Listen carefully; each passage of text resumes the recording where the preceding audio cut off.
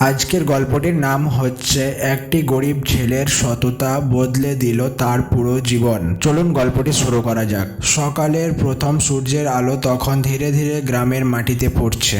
পাখির ডাক, দূরে মসজিদের আজান, হালকা কুয়াশার মধ্যে ছোট্ট একটি কুঁড়ে ঘরে ঘুম ভাঙল 16 বছরের এক কিশোর রাহিমের জীবনটা অন্য 10টা ছেলেদের মতো ছিল না। খুব ছোটবেলায় তার বাবা মারা যান। সেই থেকে মা আমেনা বেগম মানুষের বাড়িতে কাজ করে কোনো রকমে সংসার চালাতেন। কিন্তু কয়েক মাস ধরে আমেনা বেগম অসুস্থ হয়ে পড়েছিলেন। শরীর দুর্বল হয়ে যাওয়ায় আগের মতো কাজও করতে পারতেন না। সংসারের সমস্ত দায়িত্ব এসে পড়ল রাহিমের কাঁধে। প্রতিদিন ভোরে সে বাজারে যেত, কখনো সবজির ঝুড়ি বহন করত, কখনো দোকানদারদের মালপত্র পৌঁছে দিত। সারাদিন কঠোর পরিশ্রম করে যে সামান্য টাকা পেত তা দিয়ে চাল, ডাল ও ঔষধ কিনে বাড়ি ফিরত। তবুও তাদের সংসারে অভাব যেন কখনো শেষ হতো না। এক রাতে মা বললেন, বাবা, এত কষ্ট করিস না, আল্লাহ একদিন নিশ্চয় আমাদের ভালো দিন দেবেন। রাহিম মায়ের হাত ধরে হেসে বলল, মা, তুমি শুধু সুস্থ হয়ে যাও, আমি পরিশ্রম করতে ভয় পাই না। পরদিন বাজার থেকে ফেরার পথে হঠাৎ রাস্তার পাশে একটি কালো চামড়ার ব্যাগ দেখতে পেল রাহিম। সে চারিদিকে তাকালো, কেউ নাই। ব্যাগটি হাতে তুলে ধীরে ধীরে খুলতে তার চোখ বিস্ময়ে বড় হয়ে গেল। ভেতরে গুচ্ছ গুচ্ছ টাকার বান্ডিল। এত টাকা সে জীবনে কখনো একসঙ্গে দেখেনি। কিছুক্ষণ সে এক দৃষ্টিতে ব্যাগটির দিকে তাকিয়ে রইল। তার মাথায় একের পর এক চিন্তা আসতে লাগলো। এই টাকা থাকলে মায়ের চিকিৎসা করতে পারবো, নতুন ঘর বানাতে পারবো, আর কখনো না খেয়ে থাকতে হবে না। ঠিক তখনই বাবার বলা একটি কথা তার কানে যেন আবার ভেসে উঠল, অন্যের হক কখনো নিজের করে নিস না। সততার পথ কঠিন, কিন্তু শেষটা খুবই খুবই সুন্দর। রাহিম গভীর নিঃশ্বাস ফেলল। সে ব্যাগটি বুকে জড়িয়ে নিয়ে সরাসরি থানার দিকে হাঁটতে শুরু করলো। থানায় গিয়ে সব ঘটনা খুলে বলল। ডিউটি অফিসার অবাক হয়ে বললেন, আজকের দিনে এমন সৎ ছেলে খুব কম দেখা যায়। ব্যাগের ভেতরের কাগজপত্র দেখে পুলিশ মালিকের নাম্বার বের করলো।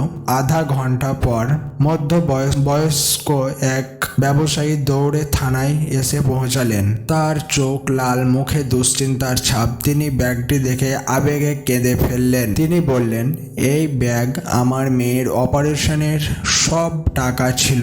আজই হাসপাতালে জমা দেওয়ার কথা ছিল। যদি এটা হারিয়ে যেত, আমার মেয়েকে হয়তো আর বাঁচাতে পারতাম না। তিনি রাহিমের দিকে তাকিয়ে কিছুক্ষণ চুপ করে রইলেন। তারপর এগিয়ে এসে তাকে শক্ত করে জড়িয়ে ধরলেন। বাবা, তুমি শুধু আমার টাকা ফেরাওনি, তুমি আমার মেয়ের জীবন ফিরিয়ে দিয়েছো।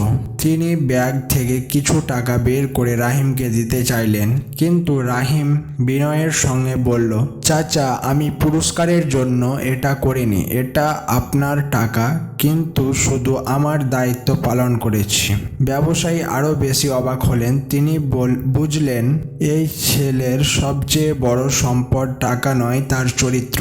কয়েকদিন পরে ব্যবসায়ী রাহিমের বাড়িতে গেলেন। কুঁড়ে ঘর, ভাঙা ছাদ আর অসুস্থ মাকে দেখে তিনি সব বুঝে গেলেন। তিনি বললেন, আজ থেকে তোমার পড়াশোনার সমস্ত খরচ আমি বহন করব, আর বিকালে আমার অফিসে কাজ করবে। পড়াশোনাও হবে, কাজও হবে। রাহিম ও তার মা আনন্দে কেঁদে ফেললেন। বছর কেটে গেল। রাহিম কঠোর পরিশ্রমে আর সততার জোরে পড়াশোনা শেষ করলো। এক সময় সে একটি বড় প্রতিষ্ঠানের গুরুত্বপূর্ণ কর্মকর্তা হয়ে উঠল। নিজের প্রথম বেতন দিয়ে সে মায়ের জন্য একটি সুন্দর বাড়ি তৈরি করলো, মায়ের চিকিৎসা করালো। সে যেদিন নতুন বাড়িতে উঠলো, আমিনা বেগম ছেলেকে জড়িয়ে ধরে বললেন, আজ আমি বুঝলাম সৎ মানুষের ঘরে সুখ আসতে দেরি হলেও আসে ঠিকই। কয়েক মাস পরে গ্রামের স্কুলের রাহিমকে প্রধান অতিথি হিসাবে আমন্ত্রণ জানানো হলো। মঞ্চে দাঁড়িয়ে সে ছোট ছোট ছাত্রছাত্রীদের উদ্দেশ্যে বললেন, আমি গরিব ছিলাম কিন্তু অসৎ ছিলাম না। মনে রেখো, টাকা মানুষকে বড় করে না। মানুষের সততা, পরিশ্রম আর ভালো ব্যবহারই তাকে সত্যিকারের বড় মানুষ বানায়। পুরো স্কুল হাততালিতে মুখর হয়ে উঠল। দূরে বসে থাকা তার মায়ের চোখ বেয়ে আনন্দের অশ্রু গড়িয়ে পড়ল। যদি এই গল্পটি আপনাদেরকে শুনে ভালো লেগে থাকে তাহলে অতি অবশ্যই এই গল্পটিকে আপনারা লাইক সাবস্ক্রাইব করে দেবেন এবং আপনার বন্ধুদেরকে শোনার জন্য ভিডিওটি শেয়ার করে দেবেন। এবার আমি বলি একটি কথা, আপনারা যদি আমার ফেস ভিডিও দেখতে চান, অন ক্যামেরা ভিডিও দেখতে চান, তাহলে আপনারা আমাকে কমেন্ট করুন, আমি আপনাদের জন্য অন ক্যামেরা ভিডিও নিয়ে আসব। এবার এই গল্প থেকে আমরা কি শিখলাম সেটি বলি। এই গল্পের শিক্ষা হচ্ছে এটাই, জীবনে কখনো অন্যের অধিকার নিজের করে নিও না। সততার পথ হয়তো কঠিন, কিন্তু শেষ পর্যন্ত সততাই মানুষকে সম্মান, সুখ ও সফলতা এনে দেয়।